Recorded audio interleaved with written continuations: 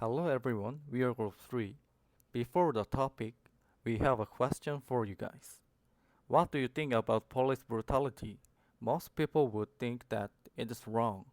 Today, we will talk about Tyreek Hill's arrest.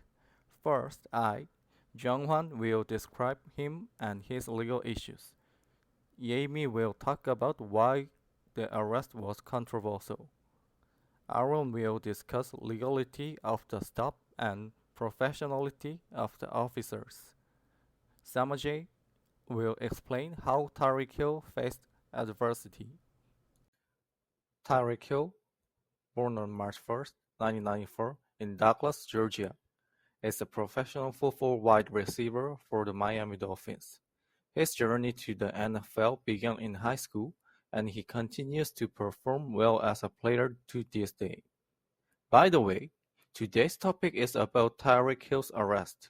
Recently, he was arrested by the police, and there is a controversy about excessive force. I think it might be related to his legal issues. Before getting into the main content, let's briefly look into his legal issues. In December 2014, Tyreek Hill pleaded guilty to assaulting his then-pregnant girlfriend, resulting in probation. In March 2019, he was investigated for child abuse after his son's arm was broken, but no charge was filed. In June 2023, he was accused of hitting a marina employee, and the case was settled out of court. Hill faced lawsuits related to the June 2023 assault and another lawsuit in September 2024. And finally, in September 2024, Tyreek Hill was detained for traffic violations and for resisting police commands. This is what we will be talking about today. Yemi will describe why the arrest was controversial. Now, why was this situation about Tyreek Hill's arrest so controversial? This situation starts off with a simple traffic stop for alleged careless driving without a seatbelt. So far, it seems pretty normal.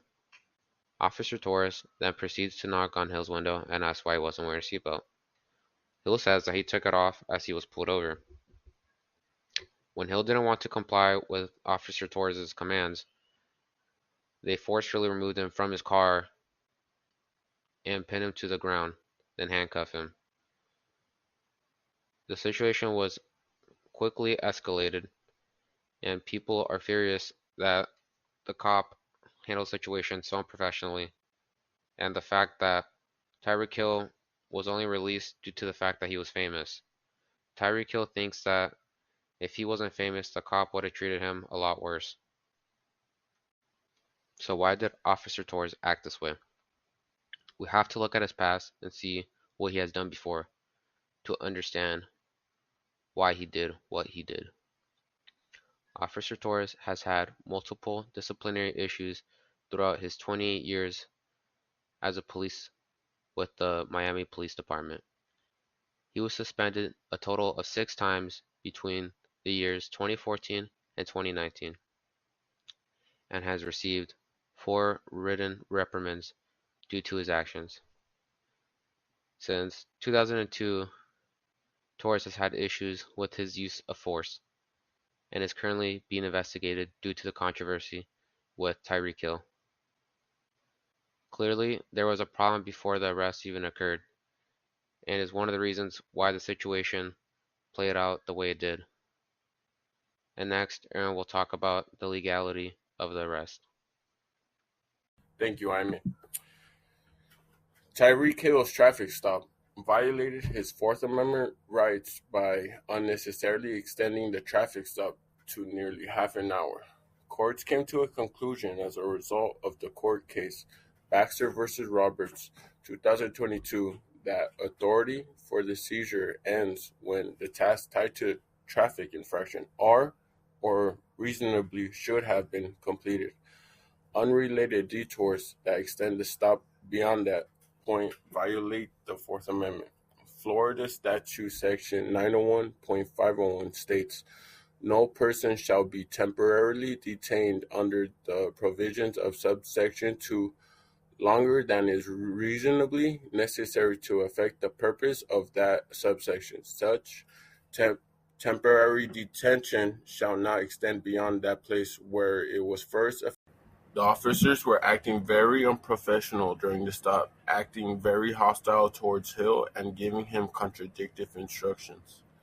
The officers lied about Hill not providing any identification when body cam shows Hill handing it over as soon as he was asked.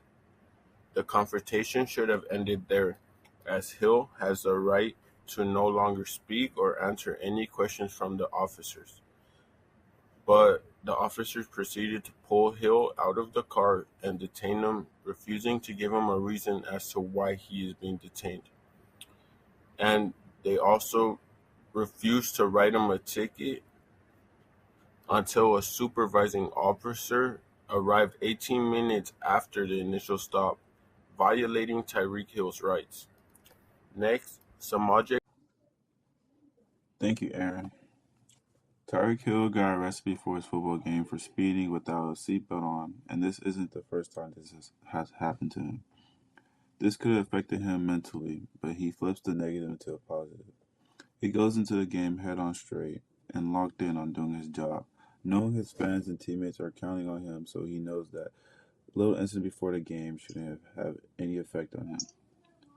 Tyreek Hill shows that when he scores a touchdown and does a arrest celebration with his teammate, showing being arrested before the game has no effect on his performance, and his game stats for the game was 17 receptions, 217 yards, and 1 touchdown. Tyreek Hill had a phenomenal game, and he had fun showing out for his fans with his little celebration with his teammate with the arrest.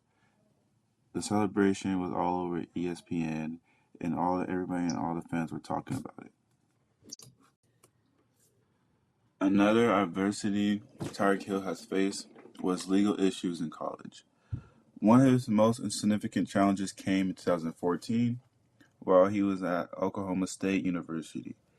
He was arrested for domestic violence against his pregnant girlfriend, which led to his dismissal for the football team. The incident severely impacted his reputation and put his future in football in jeopardy. The way he overcame this adversity, his redemption arc, and hard work after the incident, Hill transferred to the University of West Alabama, where he had to rebuild his life and career. It was a difficult path, as many scouts and teams were wary of his past. His speed and skills that he performed on the field gave the scouts the opportunity to keep looking at him. He focused on improving himself both on and off the field. He underwent counseling, committed to community service, and made efforts to rehabilitation of his image. Then Kansas City Chiefs took a chance on him by drafting him to the 5th round.